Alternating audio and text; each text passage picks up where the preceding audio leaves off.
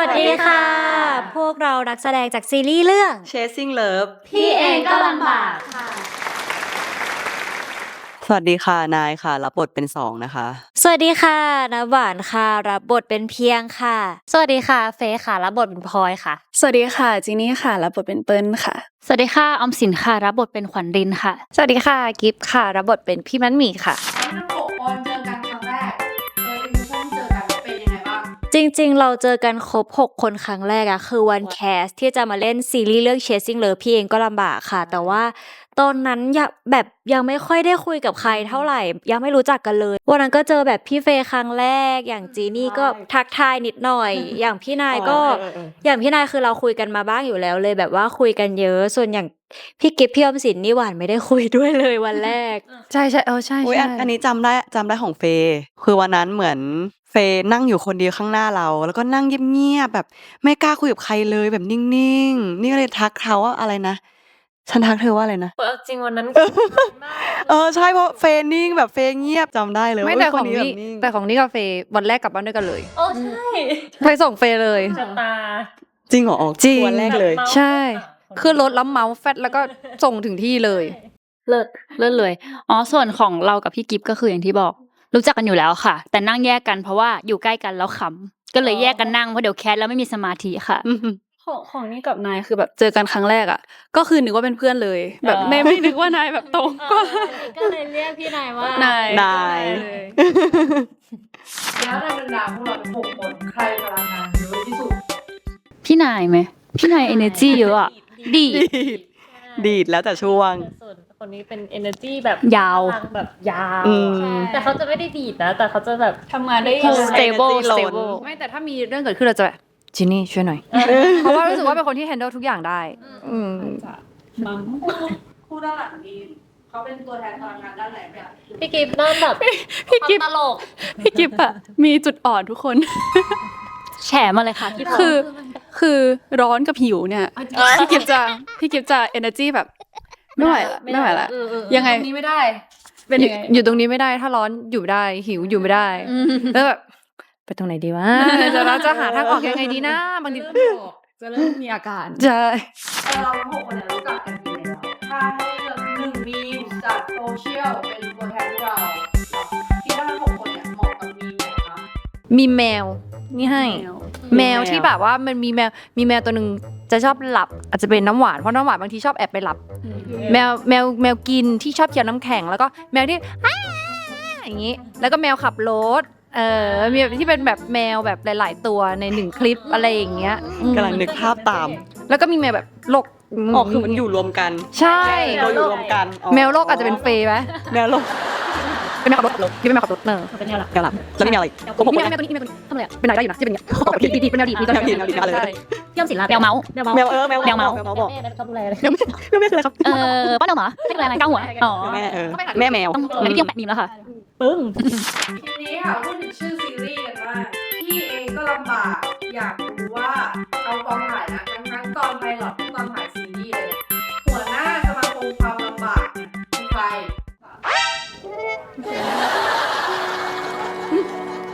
น้ำหวานเขาเป็นเขาเรียกว่ามักเน่ประจำแก๊งไงรุ่นแบบน้องเด็กสูตรก็จะแบบมีความแบบน่าแกล้งแบบน่ารักก็เหมือนแมวเด็กอะคือหนูขอเสริมว่าหนูมักจะโดนแกล้งเวลาที่หนูหมดแรงไม่มีหนทางจะสู้แล้วคือเวลาหนูหมดแรงหนูจะไม่อยากคุยกับใครหนูอยากจะนอนอยู่เงียบๆในมุมของตัวเองช่วงจังหวะนั้นแหละค่ะคือช่วงเวลาที่ทุกคนอยากคุยกับหนู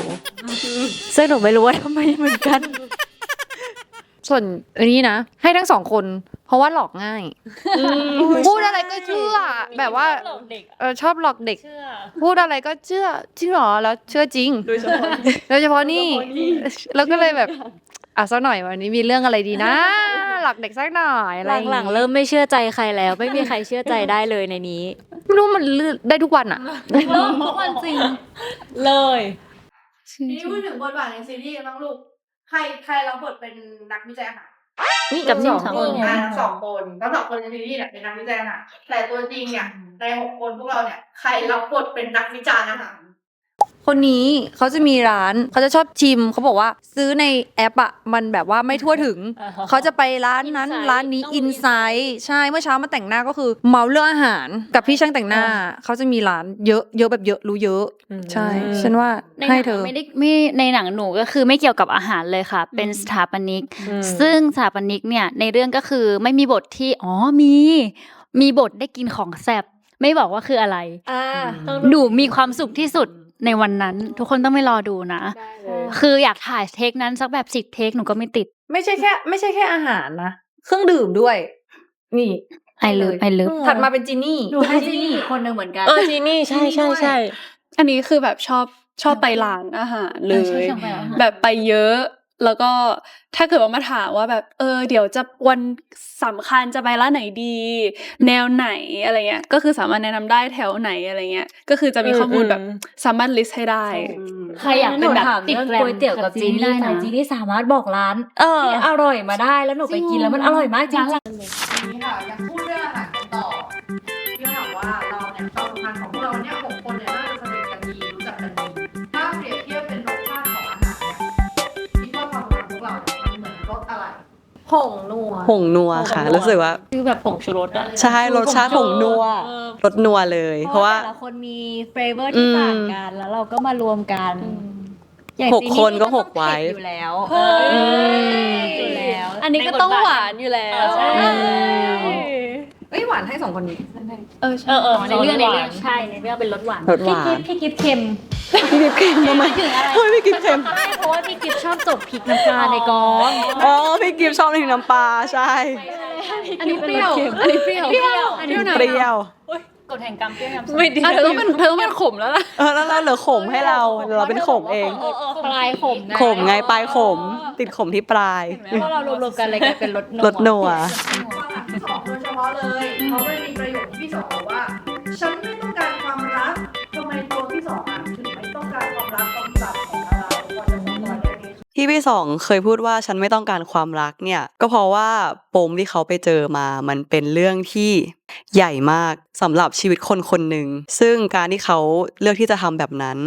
ถ้ารู้เหตุผลแล้ว ทุกคนจะเข้าใจในตัวละครที่สองค่ะว่าทำไมที่สองถึงหนีความรัก เพราะว่าพอเราไปศึกษาตัวละครนี้มาจริง ๆ ก็คือ เราเข้าใจเขามากว่าทำไมเขาถึงทำแบบนี้ อยากเล่ามากคันปากแต่ว่า ต้องไปรอดูในซีรีส์นะคะ แล้วทุกคนจะเข้าใจพี่สองค่ะว่าทำไม ในมุมของน้องเพียงบ้างคือน้องเพียงเนี่ยคลั่งรักพี่2มากว่าเพราะอะไรทำไมแบบถึงคลั่งรักพี่2ขนาดนี้ คือจริงๆอ่ะหวานเคยตั้งคำถามนี้เหมือนกันก่อนที่จะต้องมาแสดงเรื่องนี้ เพราะว่าเราต้องทำการบ้านใช่ไหมคะเราก็ได้คำตอบให้เพียงด้วยนะว่าทำไมถึงสามารถตกหลุมรักพี่สองคนนี้ได้ง่าย ๆเลย อย่างแรกเลยคือเขาสวยแล้วก็ตกหลุมรักเขา love at first sight อยู่แล้ว แต่ว่าหนึ่งคือเขาเป็นคนตั้งใจทำงาน แล้วก็เป็นคนมีเสน่ห์อะค่ะ พอเจอคนที่แบบมันมีเป้าหมายอะไรอย่างเงี้ย แล้วพอเราไปแบบวิ่งจีบเขาเยอะๆ เราก็จะเห็นว่าเขามีพาร์ทที่แบบเป็นห่วงเป็นใยคนแคร์คนอย่างมันก็จะมีพาร์ทที่เขาไปช่วยคนนู้นคนนี้ ซึ่งก็ต้องรอติดตามในซีรีส์ทุกคนก็จะเห็นว่าทำไมเพียงถึงรักพี่สองแล้วจริงๆมันก็เป็นคำถามที่แบบถ้าดูซีรีส์เราจะเข้าใจเลย จะไม่มีคำถามว่าทำไมเราต้องวิ่งตามเขาขนาดนี้เลย โอเคค่ะพูดถึงชื่อเรื่องกันอีกครั้งหนึ่งฉันเชื่อว่าพี่เองก็ลำบากถามทุกคนเลย คิดว่าตัวละครของเราเนี่ยลำบากเรื่องอะไรบ้างที่สุด ตอบง่ายเลยค่ะ เรื่องความรักค่ะ สุดๆค่ะ ไม่ลำบากอะไรเลยค่ะ ก็เกิดมาชีวิตดีมีพี่สาวคอยช่วยเหลือดูแลไม่ต้องทำงาน วิ่งตามพี่สองอย่างเดียวแล้วก็ไม่ได้เหนื่อยมากด้วย ก็อยากวิ่งตามเขาไปเรื่อยๆ ได้ทั้งชีวิตเลยค่ะ ทั้งชีวิตเลยนะ ได้ทั้งชีวิตเลยค่ะ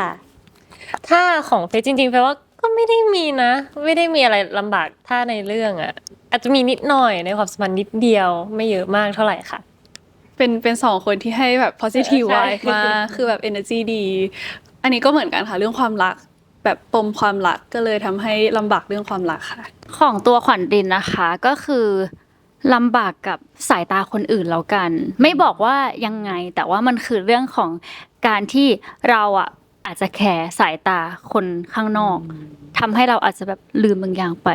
ต้องไปติดตามนะคะ ส่วนพี่มัดนะคะก็ลำบากเรื่องที่ไม่เคยมีใครถามเลยนะคะเหมือนที่เพียงบอกว่ามีพี่สาวคอยดูแลเมื่อกี้ ไม่เคยมีใครถามพี่มัดเลยว่าจริงๆแล้วพี่มัดรู้สึกยังไง เพราะว่าพี่มัดก็พยายามลากตัวเองมาเรื่อยๆอะค่ะแบบว่าฝืนความรู้สึกตัวเองทั้งที่แบบความสุขมันอาจจะอยู่ใกล้นิดเดียวแต่เขาอาจจะไม่เคยรู้สึกตรงนั้นค่ะ นี่ค่ะ จากคำตอบก็รู้เลยค่ะ ใครตามใครหนีจากคำตอบนี้รู้หมดเลย ในไพลอตที่ปล่อยเนาะจะมีคำพูดของพี่หลอว่า แค่คืนนี้หลังจากนั้นก็แยกย้ายแต่ถ้าเกิดชีวิตจริงอ่ะเราทุ่มจริงแทบตายแล้วต้องแบบเราเจอคนพูดประโยคเดียวเราจะไปต่อพร้อมกันถ้าไหนใครทีมพอดีกว่า ยกตรงแล้วครับ รักตัวเองดีกว่าค่ะ ใช่รักตัวเอง แต่เราไม่เลือกที่จะรักเขาหรอเราก็อุตส่าห์จีบแล้ว ก็เขาไม่เห็นค่า ก็เขาไม่เห็น ทำ ค่าเราต้องเห็นค่าตัวเอง ต้องเลือกคนที่ เห็นค่าในตัวเราค่ะ ใช่ ความรักเป็นเรื่องของคนสองคนนะคะ ตบมือข้างเดียวมันไม่ดังค่ะ เออ มาแบ่งทีมกันต่ออันเนี้ยให้จำไว้นะก็คือจะมีทีมชงก็คือช่วยน้องเพียรนั่นแหละช่วยน้องเพียรจีบพี่หลอกก็คือทีมชง ทีมชง กับอีกอันหนึงคือทีมหนีก็คือช่วยพี่สองตั้งรับน้องเพียร อุ๊ย ไม่มีใครเลยดิ จะมีใครอยู่ทีมฉันวะ ใครอยู่ทีมชงหนึ่ง ทำดีๆนะครับ สองสาม อ้าว ไม่ไปอยู่2 ทีมอ่ะคือว่า อ้าวเธออยู่ เธออยู่ทีมชงค่ะ น้องสาวเท่านั้นเลยค่ะ เรารักเขาเราก็อยากเห็นเขามีความสุขแค่นั้นเอง อุ้ย พี่สาวที่แสนดี เราแบบพี่สาวเห็นน้องแบบตามอย่างเงี้ยแบบรู้สึก สงสารน้องไหมอยากให้น้องหยุดไหม อยากให้น้องหยุดไหม ไม่เพราะว่าเรารู้สึกว่ามันเป็นการตัดสินใจของเขา ถ้าน้องเจ็บเดี๋ยวน้องก็กลับมาเอง เราอยากให้เขาโตเป็นผู้ใหญ่ เขาเลยก็ตัดสินใจ ใช่ ซัพพอร์ต100% แต่ว่ามันมีบางซีนที่ตอนเล่นเป็นเพียงอ่ะแล้วรู้สึกเจ็บใช่ปะจนแบบถ้าในชีวิตจริงนะ หนูไม่ตามจีบแล้วหนูกลับบ้านไปอยู่กับคุณย่าอยู่กับพี่มัดใช้ชีวิตสบายๆไปเล่าอย่างเงี้ยแต่ว่าเราเป็นน้องเพียงไงคะ รักเขา เราก็รักเขา อาจจะเป็นเพราะว่าหนูเจอเพียงครั้งแรกรู้สึกว่าเฮ้ยคุยแล้วแบบมันถูกจริตกันน่ะ ก็เลยรู้สึกว่าเราด้วยความที่เป็นลูกทีมของพี่สองอ่ะเรารู้ว่าแบบเรารักเขานะเราอยากให้พี่สาวเขามีความรักที่ดีแล้วก็สแกนคนเพียงแล้วรู้สึกว่าคนเนี้ยนี่ว่าได้ก็เลยชงเต็มที่เลย ทีมบวก ทีมบวก หนูทีมหนี ทำไมคะ คือ ขนาดนี้หนูให้พี่โรดีเหรอ คือจริงๆอ่ะเราก็แอบเชียร์ไปฝั่งนี้ด้วย แต่ว่าก็คือซัพพอร์ตเพื่อนเสมอ เพราะว่าเราเข้าใจแต่ก็ค่อยๆเกลี้ยกล่อมเขาว่าเฮ้ยจริงๆอ่ะมันก็มีเวที่ดี ถ้าสมมติว่าลองไปทางนี้มันจะดีก็ได้อะไรเงี้ยแต่ว่าเพื่อนจะตัดสินใจยังไงอ่ะเราก็คือซัพพอร์ตเพื่อนเต็มที่ไงเราเข้าใจเราปมเดียวกัน อืม เราไม่ได้แอบชอบเพื่อนนะ ไม่คือเรามีเส้น เรามีเส้นการขีดชัดเจน ใช่ชัดเจน ถ้าตอบจากตัวขวัญรินอะคิดว่าขวัญรินน่าจะเชียร์ให้สองหนีเพราะรู้สึกว่าเขาน่าจะเป็นคนที่แบบให้ความสบายใจของตัวคนหนึ่งก่อนอะไรเงี้ยเมื่อเขาพร้อมค่อยให้เขาแบบเปิดใจเอง คงไม่ได้แบบว่ารู้สึกว่าเพียงจีบเลยจนเขาลำบากใจแล้วเราจะรู้สึกโอเค คิดว่าด้วยตัวขวัญรินอาจจะเป็นแบบนั้นมากกว่า อืม แล้วสุดท้ายค่ะฝากผลงานซีรีส์เรื่องนี้ของเราหน่อยค่ะ ค่ะฝากซีรีส์เรื่อง Chasing Love พี่เองก็ลำบากด้วยนะคะออนแอร์ทุกวันศุกร์เวลา 22:30 ทางช่องวัน 31 ค่ะ แล้วก็สามารถรับชมย้อนหลังนะคะ Worldwide ได้ที่ Netflix แล้วก็ในประเทศไทยในแอปวันดีเวลา 5:30 ค่ะ บ๊ายบาย